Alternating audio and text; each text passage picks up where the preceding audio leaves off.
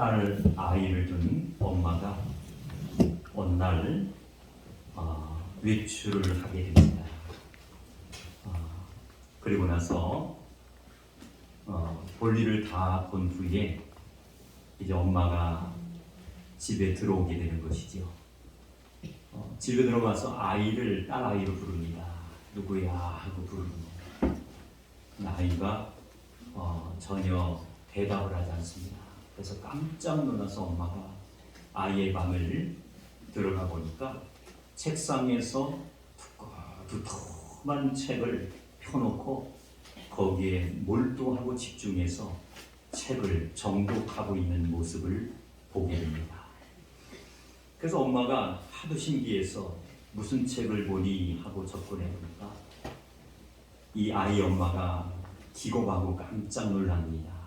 그 제목이 바로 육아를 양육하는 교육법이라는 그런 책의 제목을 담은 그 책을 읽고 있더라는 겁니다. 엄마는 하도 어이가 없어서 그 딸아이에게 묻습니다. 너는 차라리 어떠한 학교 생활에 유익이 될 수 있는, 그리고 내 연령대나 학년대에 맞는 그런 책을 읽어야지 내가 그 책을 읽는다고 해가지고 그 뜻을 다 이해하겠느냐라고 묻습니다. 그랬더니 이 딸아이가 하는 말이 걸작입니다. 한번 따라서 할까요? 내가 교육적으로 교육을 잘 받고 있는지 못 받고 있는지 그것을 알기 위함입니다. 딸아이가 하는 말이 내가 교육적으로 교육을 정말 잘 받고 있는지 못 받고 있는지 그것을 내가 알기 위해서 이 책을 읽고 있습니다라고 대답을 하는 거예요. 요즘 아이들이 이렇습니다. 지나칠 정도로 이기적입니다. 도덕성을 배우기 이전에 실리적인 것을 먼저 배우면서 아이들이 자라고 있습니다. 윤리를 배우기 이전에 자기 이익을 먼저 배우게 됩니다. 내가 손해봐서는 절대 안 되는 것이죠. 그러다 보니까 찾을 것을 철저히 찾아 챙기는 소위 실리적인 인간으로 만들어지고 있다는 것을 우리는 알 수 있습니다. 가장 무서운 것은 기본이 무너지고 있다는 겁니다. 정치가 무너졌습니다. 경제가 너무너무 어렵습니다. 사회라든지 문화 그리고 가정의 기본까지도 요즘 같으면 무너지고 있다는 것을 우리는 보면서 심각하게 생각하지 않을 수가 없습니다. 그래서 현대를 가리켜서 이렇게 말을 합니다. 비혼 시대다라고 말을 합니다. 또 하나의 문제가 있습니다. 그것은 올바른 자녀 교육의 문제입니다.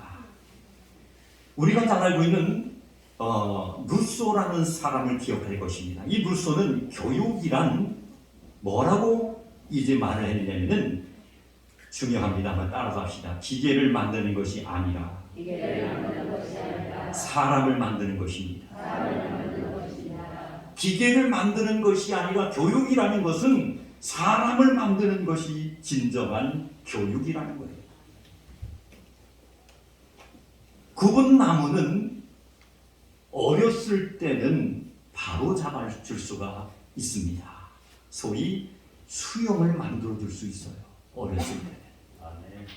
그런데 나무가 다 자란 다음에는 교정이 불가능합니다.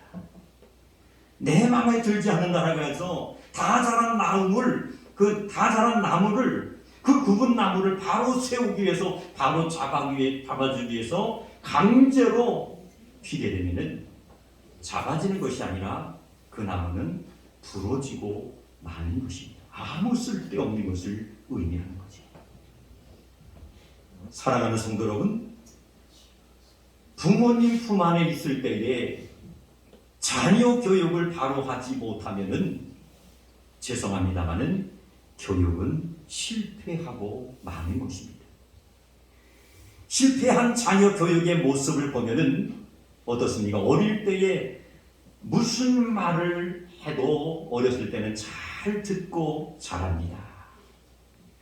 그런데 그 아이가 점점 자라게 되면은 그 아이는 나름대로 자기의 몸속에 자기의 어떤 의지와 모든 것이 자리를 잡기 시작합니다.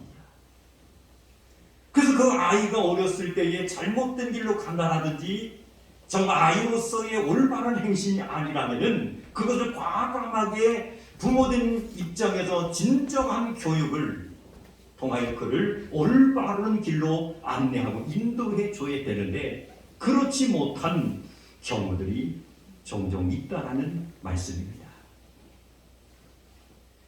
실패한 자녀 교육의 모습을 보면은 어릴 때에 무슨 말을 듣고 자랐는가에 대해서 원인이 있다는 것을 우리는 깨달을 수가 있습니다.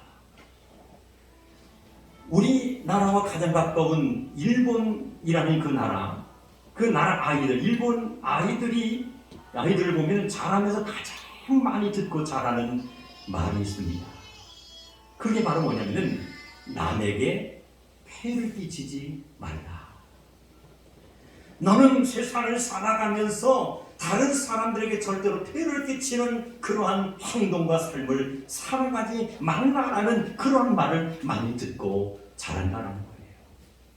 그래서 그런지 일본 사람들은 어떻습니까? 공중 도덕 지식인 것을 정말 대단히 중요하게 생각을 하게 됩니다. 미국이라는 나라는 어떻습니까? 이 미국 아이들이 가장 부모들을 통해서 어른들을 통해서 많이 듣고 이제 자라는 그 말의 내용이 바로 뭐냐면은 따라갑시다. 남에게 나누어 주어야 된다. 너만 먹고 사는 것이 아니라 내가 정말 먹을 것이 있고 어떤 환경이 갖춰지게 되면은 절대로 너 자신이 욕심만 부리지 말고 남에게 정말로 나누어 줄 수 있는, 베풀 수 있는 그러한 삶을 살아가라는 그런 말을 많이 듣고 또한 그렇게 부모들이 훈련을 시키고 교육을 한다는 거예요. 그래서 보면은 요즘에야 물론 그런 일들이 적지만은 과거 어려운 시대에 어떻습니까? 부모들이 아이를 낳았지만은 잘 양육할 수 있는 능력이 못 되면은 포기를 하지. 이 포기하게 되면은 고아원이나 이런 곳으로 가는데 가장 많은 사람들이 정말 그 고아들을 자기 친자식처럼 이제 정말 입양을 해서 양육하며 길렀던 나라가 바로 미국이라는 나라예요. 왜요? 어렸을 때부터 너는 남에게 나누어 주면서 살아가라는 거예요. 그것이 교육이 되고 훈련이 되다 보니까 어떤 고아가 있다라는 소식을 듣게 되면은 당장 그 나라 백성들은 입양을 하고 또한 남에게 나누어 줄 수 있는 그러한 풍성함의 마음을 가지고 있더라고요. 그렇다면 우리나라 아이들은 어떻습니까? 우리나라 아이들이 가장 많이 듣고 자라는 말이 있어요. 그 말이 무엇인지 아십니까? 따라갑시다. 남에게 절대로 기죽지 말아라. 우리나라 사람들은요, 부모들이 자식에게 자녀들을 교육할 때 남에게는 절대로 기죽지 말고 살아요. 이 말을 들으면서 우리는 자라왔고 또 우리 아이들은 지금 그렇게 자라고 있습니다. 그래서 보면 학생들 보면 어떻습니까? 선생님들이 정말 조금 훈계를 하게 되면은 어때요? 대듭니다. 네가 뭔데? 그리고 집에 가서 과장을 해서 부풀려서 자기가 이러한 수모를 당했다라고 부모에게 말을 전달하게 되면 그 부모는 전화뿐만이 아니라 고소고발을 해서 스승을 감방에 넣는 그러한 불미스러운 일들이 우리나라 우리나라에서 곳곳에서 일어나고 있다. 그렇게 교육을 받고 자란 아이들은 성장하게 되면 부모에게도 덤벼들게 됩니다. 그리고 직장 생활, 어떤 사업장에서도 내 마음에 들지 않으면은 큰 소리를 치고 절대로 기죽지 않는 기상을 얻기 위해서 문제를 일으키는 그런 일들이 많이 있다는 것을 우리는 확인할 수가 있습니다. 물론 기가 죽어도 안 되겠지만은 그보다도 더 중요한 것은 남을 먼저 사랑해야 될 줄로 믿습니다. 그리고 그보다도 더 중요한 것은 인간답게 살아가는 법을 분명히 우리는 가르쳐야 되고 키워야 될 줄로 믿습니다. 요즘에 길을 가다가 어른들 입장에서 부모들 심정으로 그런 자식 같은 그런 나이 손자 손녀들과 같은 아이들이 눈에 띌 때 그 아이들이 그 나이 연령대에 벗어나서 엉뚱한 행동을 한다고 해가지고 물론 그 모습을 보면 마음이 아프죠. 그래서 불쑥 그 아이들에게 부모의 심정을 가지고 훈계를 하고 올바른 말을 툭 던지게 되면 뉴스에도 나왔지만은 그 아이들이 죄송합니다. 잘못했습니다. 다음부터는 저희들이 이런 행동을 하지 않겠습니다. 올바로 살겠습니다. 라고 깨닫고 반성하고 느끼는 것이 아니라 주먹을 쥐고 사정없이 그 어른을 공격하고 정말 어머니가 비참하게 얻어맞는 그런 사태가 일어나고 있는 세상이 되고 말았다는 것을 우리는 알고 있습니다. 사랑하는 성도 여러분, 이러한 자녀 교육의 방법과 모습은 자녀의 장래를 우리는 망치고 싶은 부모의 어떤 모습이라고 생각해도 틀림이 없는 것이죠. 오늘 보는 말씀에 보면은 엘리 제사장이라는 인물이 소개되고 있습니다. 이 엘리 제사장은 자식 문제에 관심이 그리 깊지 않았던 것을 성경을 통해서 묵상할 수가 있습니다. 자식 교육에 실패한 아버지의 모습이 고스란히 말씀 속에 나타나고 있어요. 엘리에게는 두 아들이 있었는데 홈리와 비느하스라는 두 아들이 있었습니다. 장차 아버지의 대를 이어서 제사장의 직분을 감당해야 될 막중한 위치에 있었던 아들들이 바로 홈리와 비느하스였다는 거예요. 그런데 어떻게 됐습니까? 자식들의 행악으로 말미암아 모든 것이 무가치한 존재로 완전히 전락하고 말았다는 것을 우리는 깨달을 수가 있습니다. 그들은 사실 하나님께로부터 선택된 자들이었습니다. 그런데 안타까운 것은 스스로 그 선택을 포기하고 말았다는 거예요. 그들은 자랑스러운 가문의 후손이었습니다. 그러나 스스로 그 영예를 버린 사람들이 바로 홈리와 비느하스였다는 거예요. 사무엘상 2장 12절 말씀에서는 이렇게 말씀하고 있어요. 명백하게 두 아들을 불량자라고 소개하고 있는 것을 묵상할 수가 있습니다. 왜 이들이 불량자가 되었습니까? 그것은 결정적인 원인이 있었다는 거예요. 결정적인 원인은 성경이 이렇게 말씀하고 있어요. 사무엘상 2장 12절 말씀 따라갑시다. 그들이 여호와를 알지 아니하더라. 아멘. 결정적인 원인은 그들이 여호와 하나님을 알지 아니했다라는 거예요. 엘리가 아버지 된 입장에서 자식들의 신앙 교육에 분명한 것은 실패했다라는 겁니다. 가문이 아무리 좋으면 무엇하겠습니까? 신앙이 없으면은 그 가문은 죄송합니다만 망할 수밖에 없는 거예요. 명예가 아무리 빛나면 무엇하겠습니까? 그 자녀와 자손들의 심령 가운데 말씀이 없고 믿음이 없다면 그 명예는 허세일 수밖에 없다는 거예요.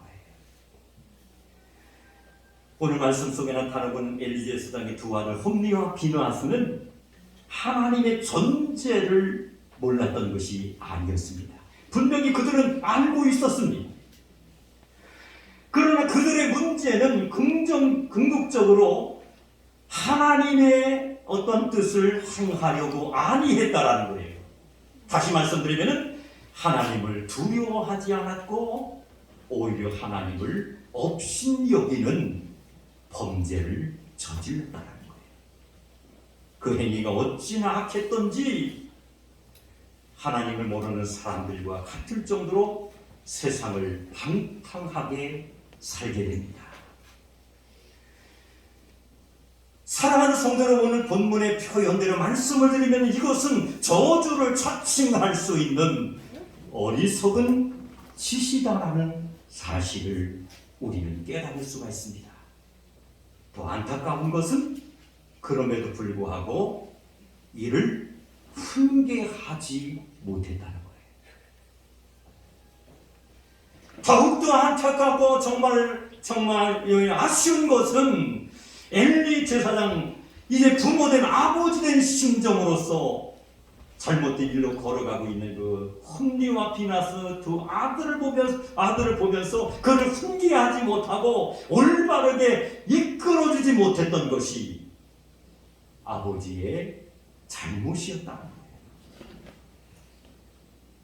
사랑하는 성도 여러분, 날마다 하루하루의 생활 속에 정말 하나님과 동행하며 하나님의 말씀에서 어긋나지 않게 살려고 우리는 몸부림치며 우리는 최선을 다하는 삶을 살아야 될 줄로 믿습니다.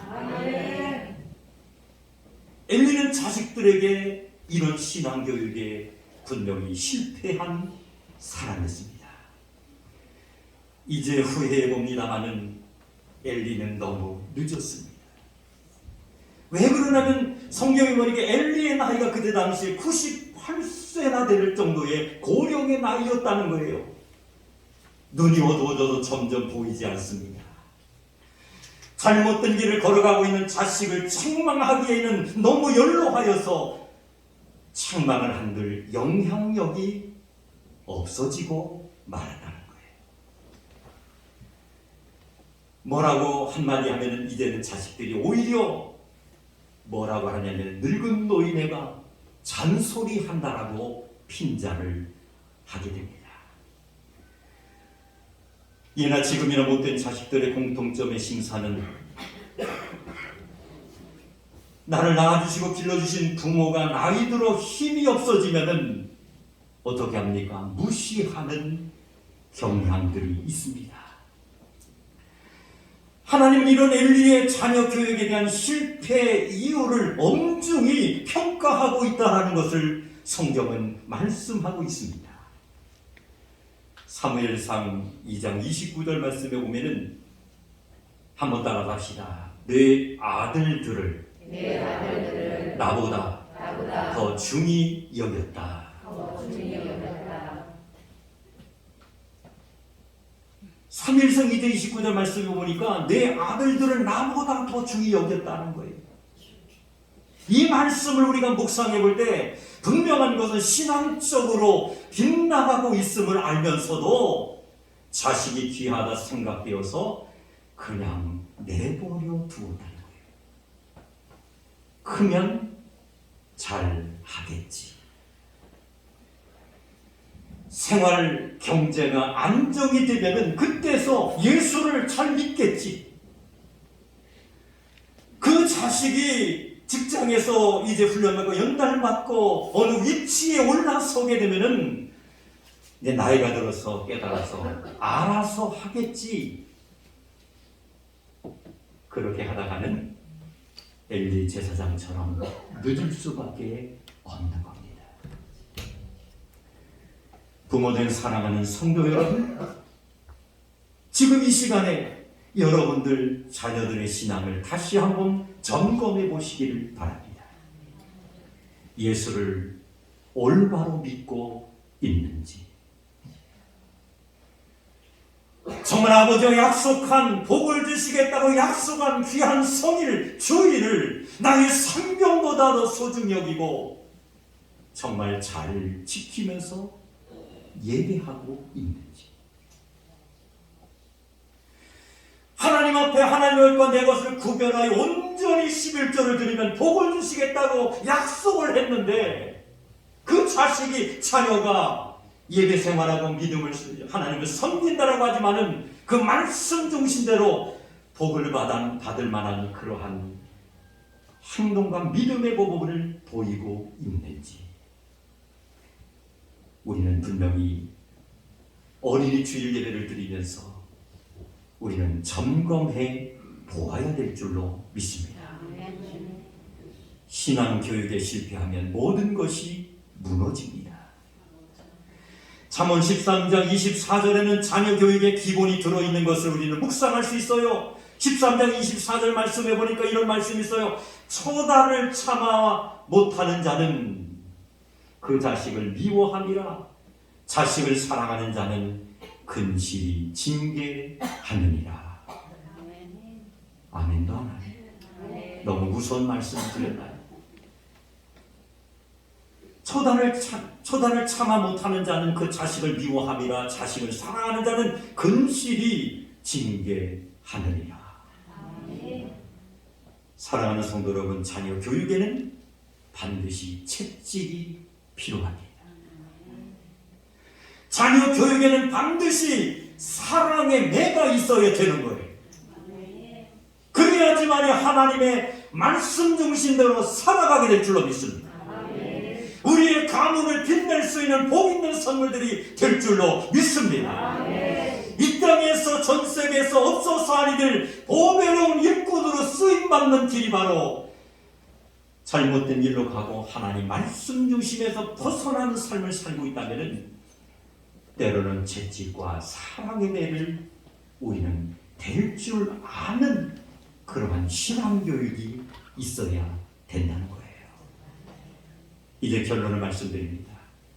자녀교육에 그렇게도 무심했던 엘리 가정에 이제 하나님의 심판이 내려집니다.